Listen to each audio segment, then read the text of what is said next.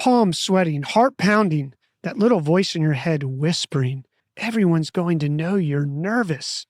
Maybe your voice starts to crack. Maybe your mind goes completely blank right when you need it the most. If that sounds familiar, you're in very good company. About 75% of people experience some level of fear about public speaking. That means in a room of 20 coworkers, roughly 15 of them are quietly dreading being called on. And yet, most of us walk around thinking we're the only one who feels that way. Welcome to the final episode of our Speak Like a Pro series. In episode 1, we covered the rule of 3 and why your audience can only hold 3 or 4 things in working memory. In episode 2, we tackled how to think faster and talk smarter in spontaneous moments. Today, we're going after the thing that undermines all of it, anxiety. We'll explain why your brain panics when you speak, what the research says about reframing that panic, and give you 4 techniques to manage your nerves so you can be a more productive and more confident communicator. So why does speaking in front of people feel such like a threat? Because your brain literally treats it like one.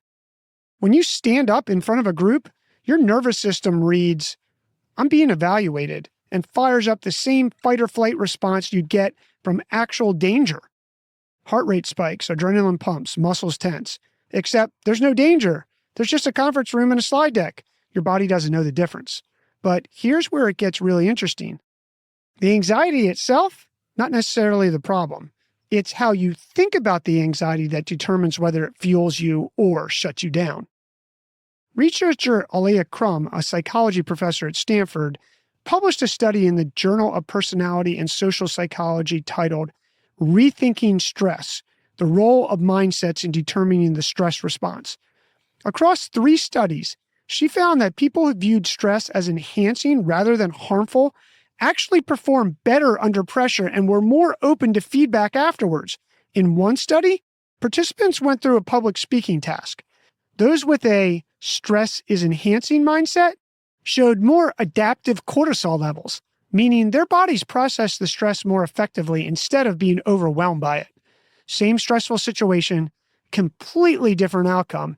The only variable, how they thought about the stress going in. Matt Abrams teaches something similar in his work at Stanford. I took Matt's class, and his idea stuck with me more than almost anything else. He talks about reframing speaking situations from a performance to a conversation. When you're in a performance mode, you're focused on yourself. Am I messing up? Do I sound smart? Do they think I'm nervous? But conversation mode flips that. You focus on the other person. What do they need from me right now? That shift takes the spotlight off your anxiety and puts it on being useful. And the nerves start to quiet down because you're no longer the subject. You're the messenger. Now, here are 4 techniques you can use to manage your speaking anxiety when it counts. Number 1, breathe with intention before you speak. Not a generic just breathe advice. Try this specifically. Inhale through your nose for a count of 3, filling your belly, not your chest. Exhale for a count of 3. Do it 2 or 3 times. This activates your parasympathetic nervous system, which basically tells your body to stand down. Do it while you're being introduced, during a pause, or right before you hit unmute on a call. Nobody can tell you're doing it. Number 2, label the nerves as excitement, not fear. You're about to present to leadership. Your heart's racing, your palms are damp. Instead of telling yourself calm down, which honestly makes things worse, try saying, "I'm excited about this." It sounds almost too simple, but the research backs it up. Psychologically, anxiety and excitement are nearly identical. Same heart rate, same adrenaline. The difference is the label your brain puts on it. When you call it excitement, your brain processes it as energy instead of a threat. Same fuel, different direction. Number 3, know your first line cold. So much speaking anxiety is really just, I don't know how to start anxiety. Take that off the table. Memorize your opening sentence. Not your entire talk, just the first line or 2. Once you deliver that cleanly, momentum carries you. It's like pushing a stalled car. The hardest part is getting it moving. Once the wheels are turning, the rest flows.